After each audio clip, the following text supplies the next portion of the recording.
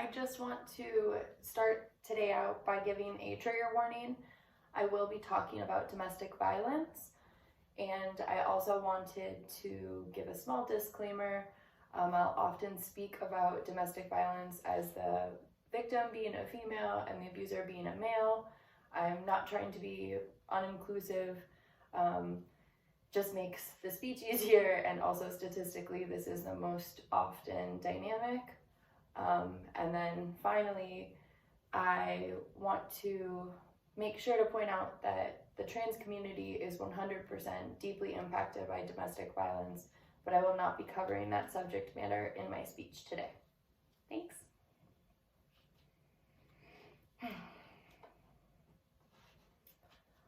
One in 4 women are impacted by domestic violence. 1 in 5 men are impacted. In 2019, 70,000 adults received services from domestic violence agencies. Less than 50% of domestic violence related incidences will be reported. Of victims of domestic violence surveyed in 2019, fear of homelessness was the #1 reason reported why a victim will stay with her abuser. In Minnesota, 2/3 of the women experiencing homelessness reported experiencing domestic violence at some point in their life. On average, it takes a woman 7 attempts before finally leaving her abuser on the 8th try. These statistics are from Safe Haven from Duluth, Minnesota, and were collected in 2019. So 1 in 4, 1 in 5. These are just numbers, statistics. It's easy to rattle off statistics. It's even easier to let them go in one ear and out the other, especially when the subject matter is a little less than comfortable. So I'd like you to imagine 4 women that you respect and trust. Now imagine 5 men you respect and trust. These are people you know, your neighbor, your son, your uncle, your sister, your hairstylist. Domestic violence can affect everybody, and it does not discriminate. Now, it's difficult to address a social problem or an injustice without first understanding the nature of the beast. So I'd like to lay a foundational understanding of domestic violence, what it is, how it happens, then examine the cycles of violence and how they correlate with the cycles of poverty, and what role this all plays together in society. I want to pay special attention today to how those cycles have deeply impacted the Native American communities in America. Domestic violence is slow and it happens over time. It happens in patterns. But when it comes down to brass tacks, it's about power and it's about control. You can see this wheel. These are the different types of power. These are the different types of behavior to maintain power. That's how power and control work. They use power to maintain control. These behaviors can manifest in a lot of different ways, from seemingly innocent to downright dangerous. The Domestic Violence Abuse Intervention Project of Duluth, now known as Safe Haven, I mentioned them earlier, created this wheel back in the 80s, and it's still used all over the world today to break down the abusive behavior and the power dynamic within abusive relationships. So some of the ways that an abuser can maintain control and power over their victim are coercion and threats, intimidation, emotional abuse. This one's often misunderstood because there's no physical manifestation, name-calling, gaslighting, utilizing guilt, isolation, making the victim feel alone, minimizing her family, controlling who she can talk to, minimizing, denying, or blame, not taking the information seriously or concern seriously, making light of it or shifting responsibility. Children, unfortunately, are often used as a pawn in a power and control dynamic. Male privilege is another slice of the wheel here, not necessarily referring to men specifically, but just that kind of king of the castle dynamic, taking away the decision-making, the autonomy, and treating the victim as a servant. And then finally, the last puzzle or piece of the pie here is economic abuse. This is what we're going to be focusing on today. It's about controlling finances, limiting access to finances, not allowing to get a job. As we all know, we need money to move about the world these days. So in limiting access to that resource, you're thus taking away any chance of getting away for that victim. So this is created as a wheel because they all kind of work together. They don't need all at once, but as a cycle, the wheel starts to turn and it's really hard to get off of that cycle once it begins. Another cycle that we see exhibited within domestic violence is the cycle of violence. It starts when the tension is building within the house. You can feel that there's something about to happen.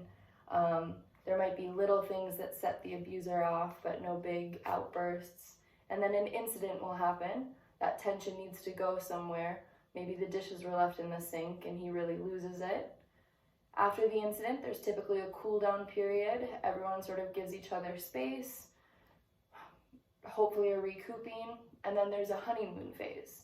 In the honeymoon phase, there's a lot of I'm sorries, love bombing, showering you with love. The cycle of poverty kind of behaves in the same way. You start with limited access to resources, resulting in limited access to education, resulting in limited opportunities, and thus continuing the cycle. Now, these cycles look similar, and when you overlap them, you see a lot of similarities. And so that's why a lot of domestic violence victims are also reporting that they're impacted by poverty. According to Barbara Neese-May, the executive director of Safe House in Michigan, poverty is a, quote, poverty is a primary driver in the continuation of abuse. In her 2019 article, she references that the fear of poverty often keeps the victim with their abuser.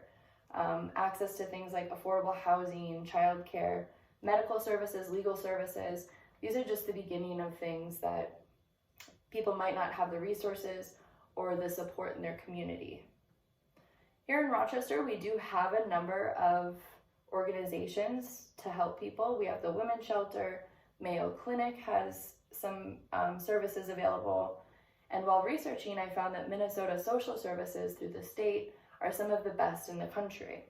However, it's still not enough. Unfortunately, due to lack of funding, lack of interest, lack of understanding, these services are some of the last ones to get their piggy banks full. While researching for this speech, I made some anonymous phone calls to these organizations just to see what it would take to get the support needed to strike out on your own. And the most surprising one to me was how much time it took. It would take weeks, sometimes months, for these services to get put into place. And not a lot of victims of violence have that option. Another interesting fact as far as cycles go, according to Violence Free Minnesota, boys who grow up in a home with violence are 10 times more likely to continue that cycle when they're adults and exhibit violence against women. So what I can deduce from this information is that a lack of services, lack of support lead to a continuation of a cycle of violence and poverty both. And one of the most evident of these cycles that's been going on for generations and generations is our Native American communities, especially the indigenous women. Unfortunately, due to socioeconomic and generationally traumatic relationships between the United States government and the Native Americans, there has been a deep-seated wound embedded in the community, and thus they found themselves in a cycle of poverty and violence.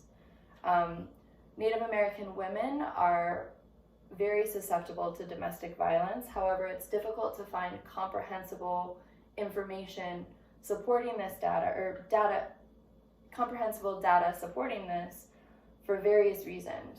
Lack of reporting, jurisdictional issues, and how society views Native American women as a whole. Generational trauma has deeply impacted this community, as I mentioned. Generational trauma refers to trauma that's been passed down from generations. So as a result of politics, war, treaties, and tricks from the dawn of our country, that community has lost their culture. Their culture originally respected women, women had authority, and now as that culture was lost, women have lost the respect and the authority as well, thus perpetuating the cycle of domestic violence. So their social construct broke down, and then the community suffered. In Anne Gilloway's book, Black Eyes All the Time, she references the Canadian justice system and how it is set up to not support Indigenous women, and I see remarkable similarities within the American justice system. Here we often have problems with federal agencies versus tribal agencies, so women don't get the support they need, and once again, lack of support, lack of services, continuing the cycle. And women, yet again, are left to fend for themselves. So, domestic violence does not discriminate, but the cycles pull communities into poverty and violence. Remember again those 4 women that you know, those 5 men that you know, and now consider the cycles of violence, consider the power, the control, and consider the implications that would have on those people that you love. Remember, it's not just about statistics, it's about people, it's about community, it's about safety, and it's about support.